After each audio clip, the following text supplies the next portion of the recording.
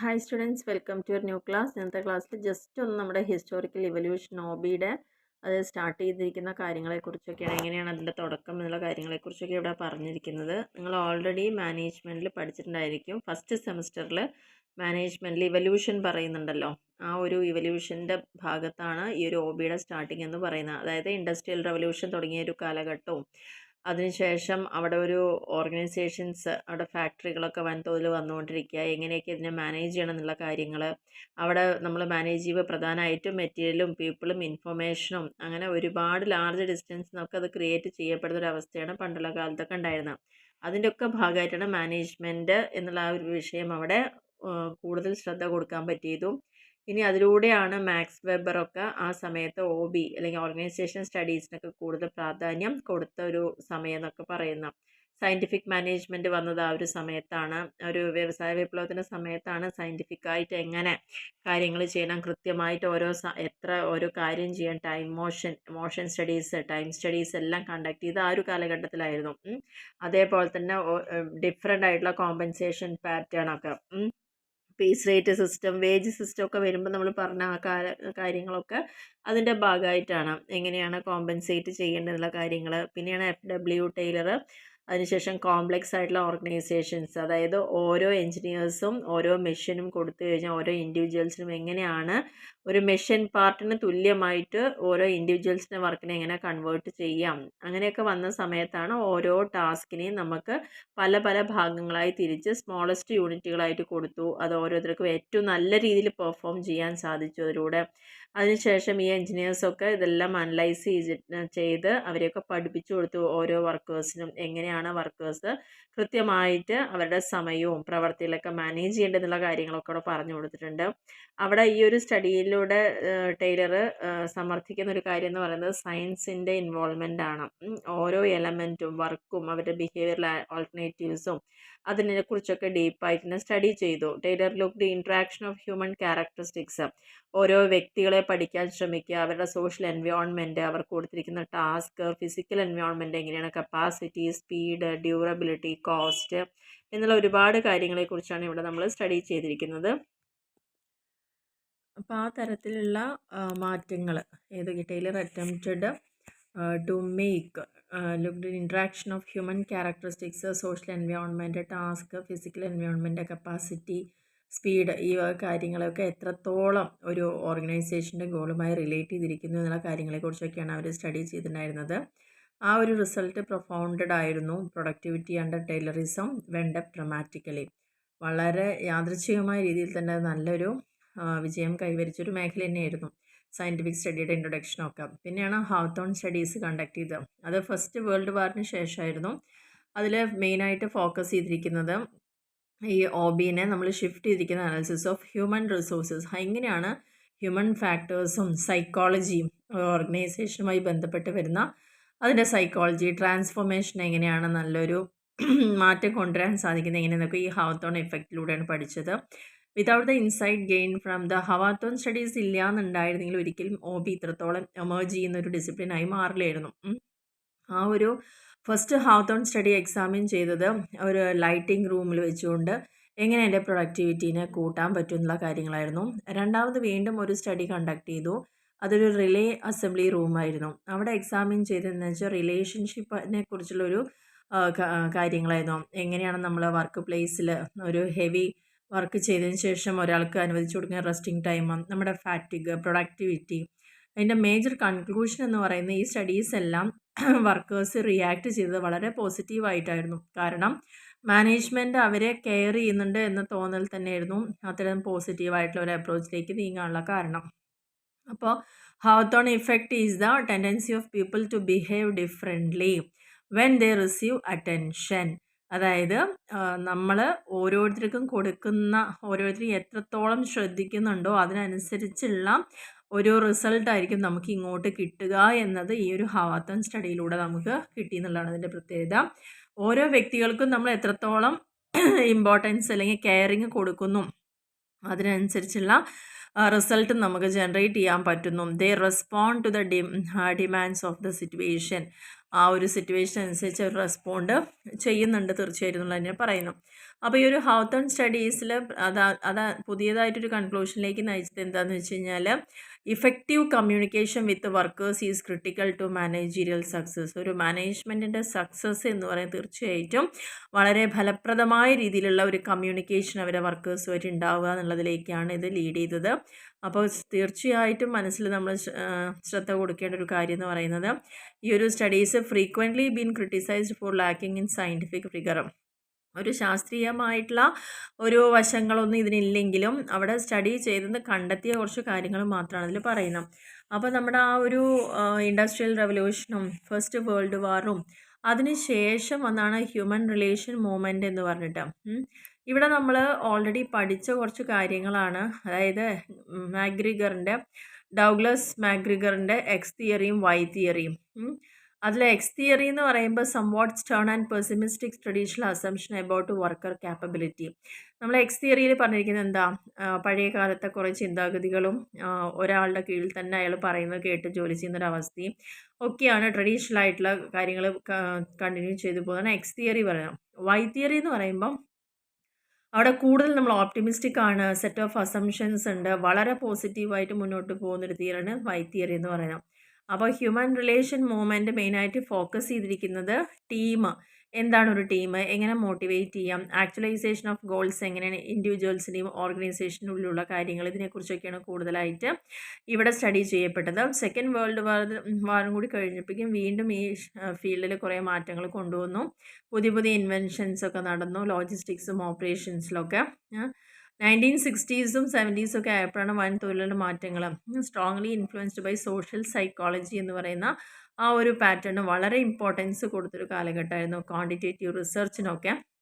80s ഒക്കെ ആയപ്പോഴേക്ക് തന്നെ cultural expansion കൂടി അവിടെ ആ ഒരു ചേഞ്ച് വന്നു. ക്വാളിറ്റേറ്റീവ് മെത്തേഡ്സൊക്കെ പിന്നീട് കൂടുതൽ എല്ലാവരും ആക്സെപ്റ്റ് ചെയ്യപ്പെടുകയും കൂടുതൽ ഇൻഫർമേഷൻസ് ആന്ത്രപ്പോളജിയെക്കുറിച്ച്, സൈക്കോളജി, സോഷ്യോളജി, ഇതിലെല്ലാം ഇതിൻ്റെ ഒരു ആവശ്യകത വന്നു എന്നുള്ളതാണ് പറയുന്നത്. കറൻ്റ്ലി ഇതൊരു ഗ്രോയിങ് ഫീൽഡാണ് OB എന്ന് പറയുന്നത്. Departments are generally within business schools, although many universities also industrial psychology, industrial economics programs as well. എല്ലാ മേഖലകളിലും ഇത് അത്യാവശ്യ ഘടകമായിട്ട് മാറിയിരിക്കുന്ന ഓർഗനൈസേഷൻ ബിഹേവിയർ. അപ്പോൾ ഈ ഫീൽഡ് എന്ന് പറയുന്നത് വളരെ ഹൈലി ഇൻഫ്ലുവൻഷ്യലാണ് ബിസിനസ് വേൾഡിൽ. പിന്നെ പീറ്റർ എഫ് ഡക്കറുടെ MBO ഒക്കെ നമ്മൾ ഇൻട്രൊഡ്യൂസ് ചെയ്തൊക്കെ ഇതിൻ്റെ ഭാഗമായിട്ടാണ്. അത് കൂടുതൽ ഇമ്പോർട്ടൻ്റ് ഗ്ലോബൽ എക്കണോമിയിൽ തന്നെ അത് വന്നു എന്നുള്ളതാണ്. കൾച്ചറലായിട്ടുള്ളതും വളരെ ഡിവോഴ്സ് ആയിട്ടുള്ള കാര്യങ്ങൾ, ഡൈവേഴ്സിറ്റി ഉണ്ടാവുക എന്നുള്ളതാണ് അവിടെ പറയുന്നത്. കൂടുതൽ എഫക്റ്റീവ് എഫിഷ്യൻറ്റുമായിട്ട് എങ്ങനെ വർക്ക് മുന്നോട്ട് കൊണ്ടുപോകണം. Also under increasing criticism as A field four ethnocentric and pro capitalist assumptions. അപ്പോൾ ഇതൊക്കെയാണ് ജസ്റ്റ് OBയുടെ തുടക്കം എന്ന് പറയുന്ന ഒരു കാര്യങ്ങൾ, ഇവല്യൂഷൻസ് ആണ് ഇവിടെ നമ്മൾ പറഞ്ഞത്. ഇനി ഏതൊക്കെ മേഖലയിൽ മെയിനായിട്ട് OB യൂസ് ചെയ്യുന്നു, major disciplines and their contributions. ഓരോ മേഖലയിലും OB യൂസ് ചെയ്യുമ്പോൾ അവരുടെ കോൺട്രിബ്യൂഷൻസ് എന്തൊക്കെയാണെന്നുള്ളത് അതിൽ പറയുന്നു. ഫസ്റ്റ് മേഖല എന്ന് പറയുന്നത് സൈക്കോളജിയാണ്. ഏറ്റവും കൂടുതൽ സൈക്കോളജിസ്റ്റുകളാണ് ഈ മേഖലയിലേക്ക് ഒരുപാട് കാര്യങ്ങൾ പ്രദാനം ചെയ്തിരിക്കുന്നത് എന്നാണ് പറയുന്നത്. Almost all aspects of behaviour studies a psychologist. Psychology deals with എന്തിനെക്കുറിച്ചാണ്, human behaviour that seeks to measure. ഓരോ വ്യക്തികളുടെയും ബിഹേവിയർ അത് എത്രത്തോളം ഉണ്ടെന്ന് നമുക്ക് മെഷർ ചെയ്യുക, എക്സ്പ്ലെയിൻ ചെയ്യുക. Sometimes change the behaviour human and other animals. ചിലപ്പോൾ നമ്മുടെ സ്വഭാവത്തിനുള്ള മാറ്റങ്ങൾ, അതിൻ്റെ കാരണങ്ങളെക്കുറിച്ചൊക്കെയാണ് സൈക്കോളജിയിൽ പറയുന്നത്. പ്രൈമർലി അവർ ഇൻട്രസ്റ്റ് ചെയ്യുന്നത് ഒരു ബിഹേവിയർ എത്രത്തോളം ഒരാളുടെ ബിഹേവിയർ പോവും എന്നുള്ള ഒബ്സർവ് ചെയ്യുക എന്നുള്ളതാണ് അവിടെ ഉദ്ദേശിക്കുന്നത്.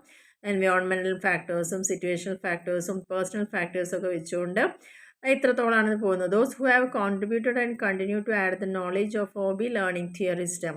കുറേ തിയറിസ്റ്റുകളെ പഠിക്കണം, പേഴ്സണാലിറ്റി തിയറിസ്റ്റ് പഠിക്കണം, കൗൺസിലിംഗ് സൈക്കോളജി, അങ്ങനെ കുറേ കാര്യങ്ങൾ അവിടെ പഠിക്കാണ്ടെന്നാണ് പറയുന്നത്. അപ്പോൾ ഒന്നാമത്തെ വിഭാഗം സൈക്കോളജിയാണ്.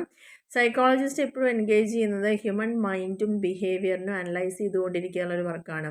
അവർ പ്രധാന കൺസേൺ എന്ന് പറയുന്നത് themselves with studying attempting to understand individual ബിഹേവിയറിനെ understand ചെയ്യുക, അറ്റംപ്റ്റ് അതിനുള്ളൊരു ശ്രമം നടത്താം. Many of the theories dealing with പേഴ്സണാലിറ്റീനെ കുറിച്ചുള്ള തിയറി വന്നിട്ടുണ്ട്. Attitude, learning, motivation, stress have been applied in organizational behaviour to understand work-related phenomena such as job satisfaction, commitment, absenteeism, turnover and worker well-being.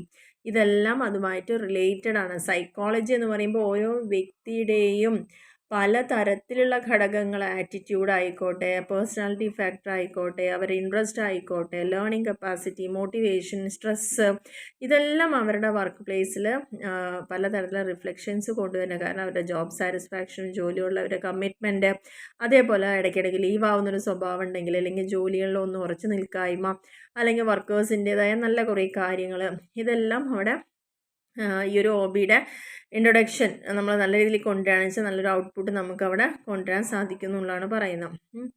ഒരുപാട് knowledge ഇതിന് എന്തൊക്കെയാണ് ഇത് determine ചെയ്യുന്ന individual ബിഹേവിയറിൻ്റെ അതിൻ്റെ process, motivation ടെക്നിക്കുകൾ കൊടുക്കുക, പേഴ്സണാലിറ്റി ഡിറ്റർമിനൻസ് കൊടുക്കുക, perpetual ആയിട്ടുള്ള process and implications, training process, leadership effective, job satisfaction, individual decision making, performance appraisal, attitude measurement, employee selection, job design, work stress, ഇതെല്ലാം ഇതിൻ്റെ ഭാഗമായിട്ട് വരുന്ന ഒരു കാര്യമാണ്. അപ്പോൾ ഫസ്റ്റ് മേഖല എന്ന് പറയുന്നത് സൈക്കോളജിയാണ്. രണ്ടാമത് സോഷ്യൽ സൈക്കോളജിയാണ്. സോഷ്യൽ സൈക്കോളജി എന്ന് പറയുമ്പോൾ ഇത് ബ്ലെൻഡ് ചെയ്തിട്ട് രണ്ടും കൂടി, അതായത് സൈക്കോളജിയും സോഷ്യോളജിയും കൂടി മിക്സ് ചെയ്തിട്ടുള്ള ഒരു ഭാഗമാണ്. അവിടെ influence of people on one another, ഒരാളെ എങ്ങനെ വേറൊരാളെ സ്വാധീനിക്കാൻ തക്ക കഴിവുള്ളതാവുന്നു. ഏറ്റവും മേജർ ആസ്പെക്റ്റ് എന്ന് പറയുന്നത് social psychology given attention is change. അവിടെ പ്രധാനമായിട്ടും നമ്മൾ ഫോക്കസ് ചെയ്യുന്നത് ഡ്യൂ അറ്റൻഷൻ ഈസ് ചേഞ്ച്, മാറ്റത്തിനെ കുറിച്ചാണ്. Organisation can go head only through change. മാറ്റത്തിന് വിധേയമാവാതെ നമുക്ക് ഒരിക്കലും നിലനിൽപ്പ് ഉണ്ടാവുന്നില്ല. അപ്പോൾ ചേഞ്ച് എന്ന് പറയുന്നതിൻ്റെ ഒരു പാർട്ട് ആൻഡ് പാർസലാണ് ഏതൊരു ഡെവലപ്മെൻറ്റിൻ്റെയും. ചേഞ്ച് എല്ലാ ആക്ടിവിറ്റിയിലും ഒരുപോലെ ആവശ്യമുള്ളൊരു ഘടകമാണ്. അപ്പം സോഷ്യൽ സൈക്കോളജിസ്റ്റും ഒരുപാട് കോൺട്രിബ്യൂഷൻസ് ഇവിടെ മെയിനായിട്ട് ആറ്റിറ്റ്യൂഡിൽ വരുന്ന ചേഞ്ച് അത് മനസ്സിലാക്കുക, കമ്മ്യൂണിക്കേഷൻ പാറ്റേൺസ്, ഗ്രൂപ്പ് ആക്ടിവിറ്റീസ് എങ്ങനെയാണ് നടത്തപ്പെടുന്നത്, satisfaction level, needs, group decision making process, ഇതൊക്കെയാണ് ഇതിൽ കൂടുതൽ ഫോക്കസ് ചെയ്യുന്ന ഒരു കാര്യങ്ങളെന്ന് പറയുന്നത്. മൂന്നാമത്തെ വിഭാഗം എന്ന് പറയുന്നത് സോഷ്യോളജിയാണ്. സോഷ്യോളജി എന്ന് പറഞ്ഞു കഴിഞ്ഞാൽ study of people in relation to their fellow human beings.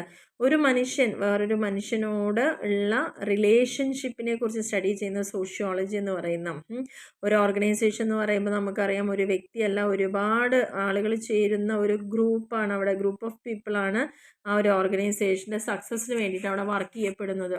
അപ്പോൾ അതുകൊണ്ട് തന്നെ അവിടെ ഗ്രൂപ്പ് ബിഹേവിയറിന് വളരെയധികം ഇമ്പോർട്ടൻസ് ഉണ്ട് എന്നുള്ളതാണ് പറയുന്നത്. സോഷ്യോളജിസ്റ്റ് അവരുടെ കോൺട്രിബ്യൂഷൻസ് OBക്ക് കൊടുത്തിട്ടുണ്ട്. ഇവിടെ പ്രധാനമായിട്ടും ഗ്രൂപ്പ് ബിഹേവിയർ, ഓർഗനൈസേഷനുള്ള ഗ്രൂപ്പ് ബിഹേവിയറിനെ സ്റ്റഡി ചെയ്യാം. പെർട്ടിക്കുലർലി ഫോമലായിട്ടും ആൻഡ് കോംപ്ലെക്സ് ഓർഗനൈസേഷൻസിൻ്റെ കാര്യങ്ങളാണ് ഇവിടെ പറയുന്നത്.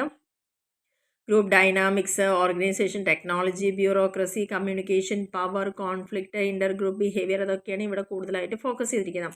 നാലാമത്തെ ഏരിയ എന്ന് പറയുന്നത് ആന്ത്രപ്പോളജിയാണ്. നരവംശ ശാസ്ത്രം എന്ന് പറയും. ഇതിൻ്റെ മെയിൻ എയിം ശരിക്കും സയൻസ് ഓഫ് എ മാൻ, അല്ലേ, ഒരു വ്യക്തിയെ കുറിച്ച്, ഒരു മനുഷ്യനെ കുറിച്ചുള്ള ശാസ്ത്രീയമായ പഠനമാണ് ആന്ത്രപ്പോളജി.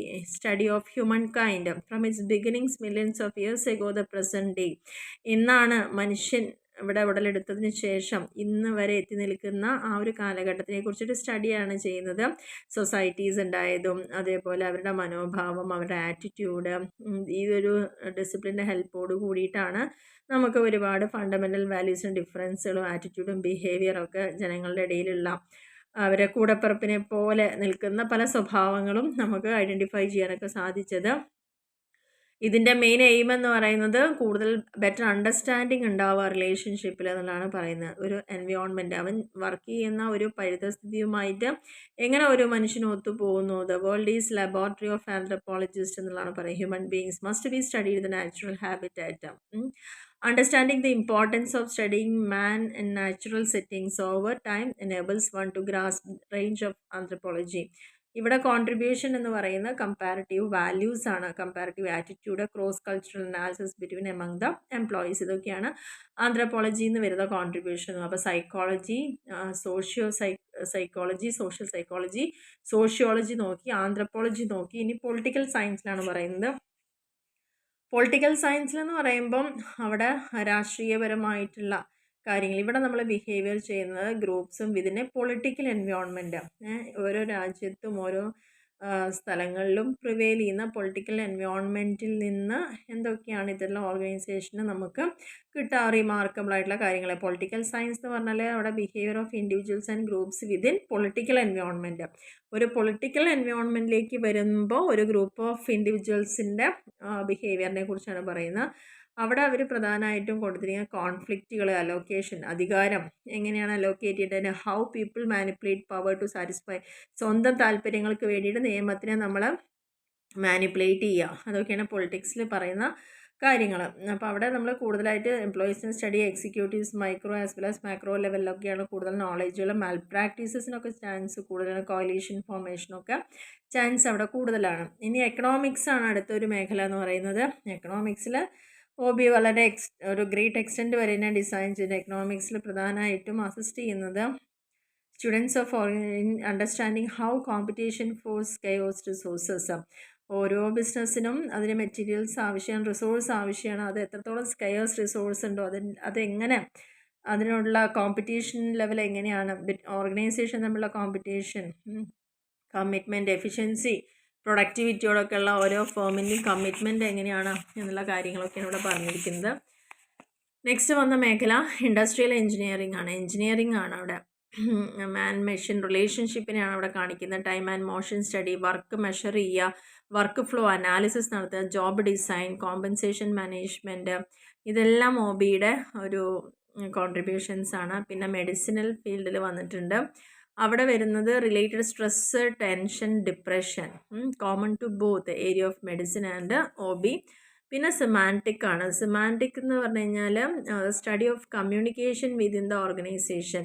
ഒരു ഓർഗനൈസേഷനിൽ കമ്മ്യൂണിക്കേഷൻ്റെ പാറ്റേൺ, ആരോടൊക്കെ എങ്ങനെ സംസാരിക്കണം എന്നുള്ള കാര്യം. Misunderstood communications and lack of communication lead to many behaviour related to problems in organisation. ഒരു ഓർഗനൈസേഷനിൽ നമ്മൾ എന്തൊക്കെ പ്രോബ്ലംസ് ഉണ്ടെന്ന് ശ്രദ്ധാപൂർവം നോക്കുമ്പോഴാണ് മനസ്സിലാവുക പല കാര്യങ്ങളും മിസ്അണ്ടർസ്റ്റുഡ് ആയിരിക്കുക, പറഞ്ഞത് നേരെ മനസ്സിലാവാതെ വേറൊരാളോട് വേറെ തെറ്റായിട്ട് ഇൻ്റർപ്രിറ്റ് ചെയ്യുക, അല്ലെങ്കിൽ ചില സമയങ്ങളിൽ ലാക്ക് ഓഫ് കമ്മ്യൂണിക്കേഷൻ ഇല്ലാത്തൊരവസ്ഥ. ഇത് രണ്ടും ഭീകരമായിട്ടുള്ളൊരവസ്ഥയാണ്. അപ്പോൾ അതുകൊണ്ട് തന്നെ adequate and effective communication is very important for organization effectiveness. Organization effectiveness ഉണ്ടാവണമെങ്കിൽ വേണ്ടത്ര അളവിൽ കൃത്യമായിട്ടുള്ള കമ്മ്യൂണിക്കേഷൻ ഇവിടെ ആവശ്യമാണ്. അപ്പോൾ ഈ 9 മേഖലകളാണ് മേജർ ഡിസിപ്ലിൻസ്, OBയുടെ മേജർ ഡിസിപ്ലിൻ എന്ന് പറയുന്നത്. പിന്നെ ജസ്റ്റ് ഇവിടെ പറയുന്ന ഒരു സ്ട്രാറ്റജിക് ആയിട്ടുള്ള ഓർഗനൈസേഷണൽ ബിഹേവിയർ എന്താണെന്നുണ്ട്. അപ്പോൾ ഏറി വന്നു കഴിഞ്ഞാൽ അത് നിങ്ങളോട് ചോദിക്കുക കൺസെപ്റ്റ് മാത്രമാണ്. വാട്ട് ഈസ് സ്ട്രാറ്റജിക് OB എന്ന് ചോദിക്കാം. It integrates knowledge from all these areas to understand behaviour in organisation. It does not address organisational phenomena from the limited perspective of any discipline. നമുക്ക് ഇത്രയൊക്കെ നമ്മൾ പഠിച്ചു വന്നപ്പോഴും ഓരോ മേഖലയിലെ കോൺട്രിബ്യൂഷൻസ് ഒക്കെ അറിയാമെന്ന് വെച്ചാലും ഒന്നും അത് മാക്സിമം നമുക്ക് പറയാൻ പറ്റില്ല. പിന്നെ കോമ്പറ്റേറ്റീവ് അഡ്വാൻറ്റേജും ഫിനാൻഷ്യൽ സക്സസ്സും എങ്ങനെ നേടാമെന്നുള്ളതും കൃത്യമായി നമുക്കവിടെ പറയാൻ സാധിച്ചിട്ടില്ല. അപ്പോൾ സ്ട്രാറ്റജിക് OB എന്നുള്ളൊരു അപ്രോച്ച് ഈ അസംഷൻ്റെ ബേസിൽ കൊണ്ടുവന്നൊരു കാര്യമാണ്. ഓർഗനൈസേഷൻ തീർച്ചയായിട്ടും exceptionally high quality products and services, excellent ആയിട്ടുള്ള customer service, good cost structure, അതൊക്കെയാണ് എൻ്റെ അഡ്വാൻറ്റേജ് എന്ന് പറയുന്നത്. പക്ഷേ ഇതിൻ്റെ എല്ലാം ഔട്ട്കം എന്ന് പറയുന്ന ഓർഗനൈസേഷനൊരു ക്യാപ്പബിലിറ്റി, ഓർഗനൈസേഷനും അവിടുത്തെ പീപ്പിളും തമ്മിലുള്ള റിലേഷൻഷിപ്പാണ്. Organized and managed effectively, organize ചെയ്യലും ഇഫക്റ്റീവായിട്ട് മാനേജ് ചെയ്യാൻ. Knowledge and skills of the people in the organization bring sustainable competitive advantage. എന്ന് നിലനിൽക്കുന്ന തരത്തിലുള്ള ഒരു കോമ്പറ്റേറ്റീവ് അഡ്വാൻറ്റേജ് കിട്ടണമെന്നുണ്ടെങ്കിൽ വളരെ ഇഫക്റ്റീവായിട്ട് ഓർഗനൈസ് ആൻഡ് മാനേജ്മെൻറ്റ് അവിടെ നടത്തണം. നോളേജ് ഉണ്ടായിരിക്കണം, സ്കില്ലുകൾ മാക്സിമം യൂട്ടിലൈസ് ചെയ്യാൻ സാധിക്കാം. അപ്പോൾ അതിൽ പ്രധാനമായിട്ടും സ്ട്രാറ്റജിക് ഉള്ള അഡ്വാൻറ്റേജിൽ ലോ കോസ്റ്റ് പരമാവധി റെഡ്യൂസ് ചെയ്യുക, ക്വാളിറ്റി കൂട്ടുക, സുപ്പീരിയർ കസ്റ്റമർ സർവീസ് കൊടുക്കുക, പുതിയ ഇന്നോവേഷൻസ് കൊണ്ടുവരിക, superior speed in producing and delivering A product or service. വളരെ ഫാസ്റ്റായിട്ട് നമുക്ക് പ്രൊഡക്റ്റും സർവീസും പ്രൊഡ്യൂസ് ചെയ്യാനും ഡെലിവർ ചെയ്യാനും സാധിക്കാം. കമ്മിറ്റഡ് ആയിട്ടുള്ള employees with appropriate technical skills, അവർക്ക് വേണ്ടത്ര കഴിവുകളും ഉണ്ടായിരിക്കാം. അതൊക്കെയാണ് ഹയസ്റ്റ് ഹ്യൂമൻ എഫിഷ്യൻസിയിലേക്ക് അവരെ നയിക്കുന്നത്. കോസ്റ്റ് റെഡ്യൂസ് ചെയ്യുക എന്നുള്ളതൊക്കെയാണ് പറയുന്നത്. കൂടാതെ കമ്മിറ്റഡ് മൈൻഡ്സ് കോൺട്രിബ്യൂട്ട് ഇന്നോവേഷൻ. ഒരു ജോലി ഏൽപ്പിച്ചാൽ അത്രയും ആത്മാർത്ഥമായിട്ട് ചെയ്യുന്ന ഒരു എംപ്ലോയീസിൻ്റെ ഒരു ഗ്രൂപ്പ് ഉണ്ടെങ്കിൽ അത് തീർച്ചയായിട്ടും ഒരു ഇന്നോവേഷനിലേക്കും സ്ട്രാറ്റജിക് അഡ്വാൻറ്റേജിലേക്കും സുപ്പീരിയർ കസ്റ്റമർ സർവീസും സുപ്പീരിയർ സ്പീഡിലേക്കൊക്കെ അത് പോകും. അപ്പോൾ നല്ല രീതിയിൽ അത് യൂട്ടിലൈസ് ചെയ്യുക എന്നുള്ളതാണ് അവിടെ ഉദ്ദേശിക്കുന്നത്. അതാണ് സ്ട്രാറ്റജിക് OB കൊണ്ട് ഉദ്ദേശിക്കുന്നത്. ഇനി ഒരു ടോപ്പിക്ക് കൂടി അതിലുള്ളത് ഇൻ്റർനാഷണൽ OB ആണ്. ഇൻ്റർനാഷണൽ കോണ്ടെക്സ്റ്റ് എന്ന് പറയുമ്പോൾ നമുക്കറിയാം ഒരു ചെറിയ സ്ഥാപനം തുടങ്ങുമ്പോൾ സ്ഥാപനത്തിൻ്റെ ഉള്ളിലും അതിൻ്റെ ചുറ്റുവട്ടത്തും അങ്ങനെ അതുമായി ബന്ധപ്പെട്ട് വരുന്ന ഒരുപാട് ഫീൽഡുകൾ വരുന്നുണ്ട്. അപ്പം നമ്മുടെ രാജ്യവും കടന്ന് എങ്ങനെയാണ് മറ്റുള്ള വിദേശ രാജ്യങ്ങളുമായിട്ട് വരുമ്പം കമ്പനികളുമായിട്ട് പലതരത്തിലുള്ള ടൈപ്സ് നമുക്ക് ഉണ്ടാവുന്നുണ്ട്. അപ്പോൾ ആ ഒരു difference at the level of ഇൻഡിവിജ്വാലിസവും കളക്റ്റീവ്സും ഉണ്ട്. Power distance, uncertainty, avoidance, masculinity, femininity which are different in different countries. പല കാര്യങ്ങളും പലതരത്തിലാണ് പല രാജ്യങ്ങളിൽ ട്രീറ്റ് ചെയ്യാം. ആ ഓർഗനൈസേഷൻ ഇൻ്റർനാഷണൽ ആയി മാറുമ്പോൾ അവർ കണക്ട് ചെയ്യപ്പെടുന്നത് പല തരത്തിലുള്ള നാഷണാലിറ്റീസും കൾച്ചറും അതൊക്കെയാണ്. സ്റ്റഡി ഓഫ് ഓർഗനൈസേഷണൽ ബിഹേവിയർ അപ്പോൾ ഒന്നുകൂടിയിട്ട് എന്ത് ചെയ്യേണ്ടത് ഗ്ലോബൽ സെറ്റിങ്ങിൻ്റെ ലെവലിലേക്ക് നമുക്ക് എക്സ്പാൻഡ് ചെയ്യപ്പെടുന്നതായിട്ട് വരിക. All the aspects of change mention becomes increased and even more critical as organisation move toward become more multi cultural. പല തരത്തിലുള്ള കൾച്ചർ, മൾട്ടി നാഷണൽ, പല തലങ്ങളിലുള്ള രാജ്യങ്ങൾ അവ തമ്മിലുള്ള അതിൻ്റെ ഓഫീസുകളൊക്കെ ലൊക്കേറ്റ് ചെയ്യുന്നത് പല ഡിഫറെൻറ്റ് കൺട്രീസിലായിരിക്കും ലോകത്തിൻ്റെ തന്നെ. അപ്പം അതിനൊക്കെ വേണ്ടി യൂസ് ചെയ്യുന്നതിനാണ് ഇൻ്റർനാഷണൽ OB എന്ന വേർഡ് കൊണ്ട് അവിടെ ഉദ്ദേശിക്കുന്നത്. ഓർഗനൈസേഷൻ എപ്പോഴും അവിടെ പറഞ്ഞാൽ although all members in organisation are human beings.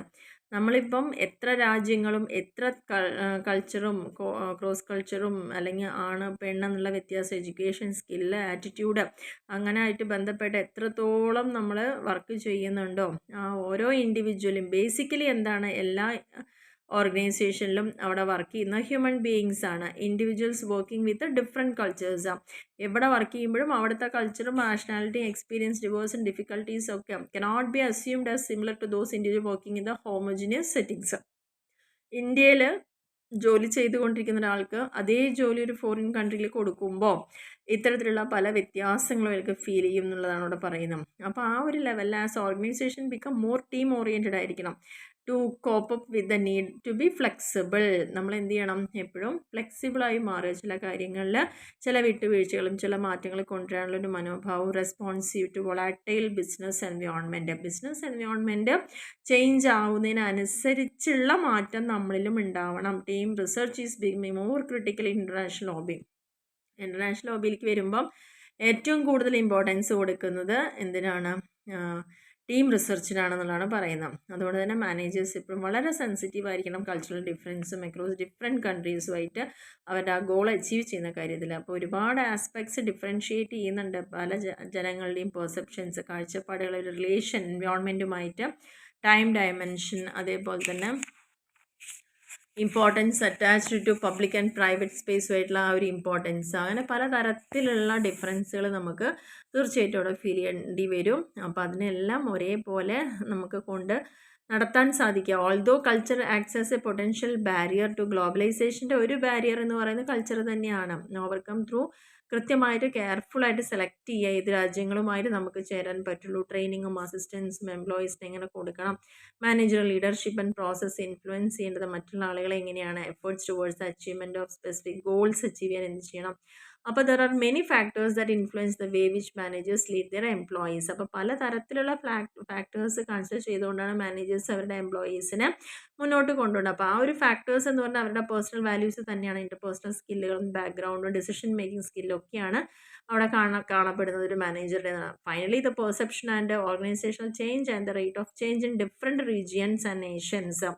എന്തൊക്കെ പറയുകയാണെങ്കിലും അതിൻ്റെ ആ ഒരു കാഴ്ചപ്പാടും ഓർഗനൈസേഷണൽ ചേഞ്ചും പലതരത്തിലുള്ള റീജിയണും നേഷനും ഒക്കെയാണ് തീർച്ചയായിട്ടും ഇൻ്റർനാഷണൽ OBനെ എത്രത്തോളം ഒരു പോപ്പുലറായിട്ട് മാറ്റിയിരിക്കുന്നു എന്നുള്ളതാണ് പറയുന്നത്. അതിന് 3 ലെവലുകളെ ബേസ് ചെയ്തുകൊണ്ട് അത് ചെയ്യുന്നത്. ഒന്ന് വ്യക്തിത്വപരമായിട്ട് ഇൻഡിവിജ്വലായിട്ട്, പിന്നെ അങ്ങനെ ചേരുന്ന കുറേ ഇൻഡിവിജ്വൽ ചേരുമ്പോഴുള്ള ഒരു ടീം, ആ ഒരു ടീം വഴി ഉണ്ടാകുന്ന ഒരു ഓർഗനൈസേഷൻ, അങ്ങനെ 3 തലങ്ങളായിട്ടാണ് ഇൻ്റർനാഷണൽ OBനെ അവർ കൃത്യമായിട്ട് കാണിച്ചിരിക്കുന്നത്. അപ്പോൾ ഇതോടുകൂടി നമ്മുടെ ഫസ്റ്റ് ചാപ്റ്റർ കംപ്ലീറ്റ് ആയി. ജസ്റ്റ് അതിൻ്റെ ഇവല്യൂഷൻ എങ്ങനെ OB സ്റ്റാർട്ട് ചെയ്തു എന്നുള്ളതും ഏതൊക്കെയാണ് മേജർ ഡിസിപ്ലിൻസ് എന്നുമാണ് ഇവിടെ പറയുന്നത്. പിന്നെ എന്താണ് സ്ട്രാറ്റജിക് OB, അതേപോലെ ഇൻ്റർനാഷണൽ OB എന്താണ്, ഇതൊക്കെ 2 മാർക്സിന് വേണമെങ്കിൽ ചോദിക്കാവുന്ന ക്വസ്റ്റ്യൻസ് ആണ് ഈ ഒരു പോയിന്റുകൾ. ഡിസിപ്ലിൻ വളരെ ഇമ്പോർട്ടൻ്റ് ആയിട്ട് വരുന്ന ക്വസ്റ്റ്യൻ, 9ഓളം പോയിന്റ് വരുന്നുണ്ട്. അപ്പോൾ എസ് ആയിട്ട് പോലും വേണമെങ്കിൽ അത് ചോദിക്കുക എന്നുള്ളതാണ് പറയുന്നത്. അപ്പോൾ ഈ ഒരു പോർഷൻ നമുക്ക് കൃത്യമായിട്ട് മനസ്സിലായെന്ന് വിചാരിക്കുന്നു. Okay, thank you.